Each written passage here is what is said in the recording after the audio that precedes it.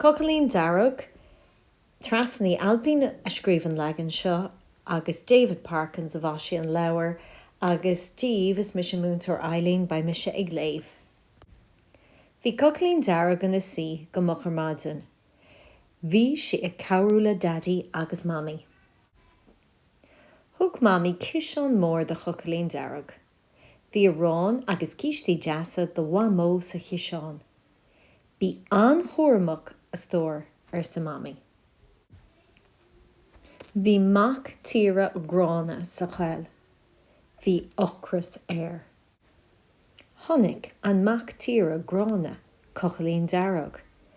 Bhí an ochras air. Bhí teach beag álan ag mamó.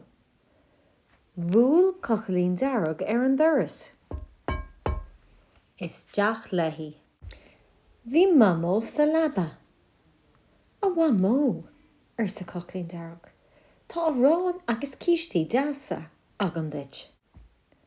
Ó, a bhamó do chlúsa sa Cochaillín Dearg.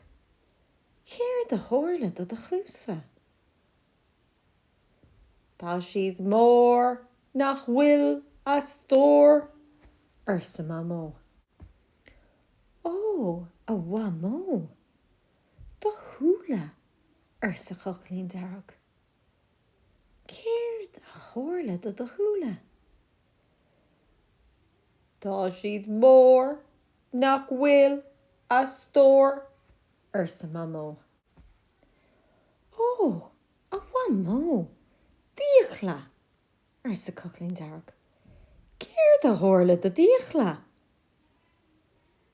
Féachla fada géire sa an mac tíre grána. Léim an mac tíre amachas an labba. Léim Cochaillín Dearg.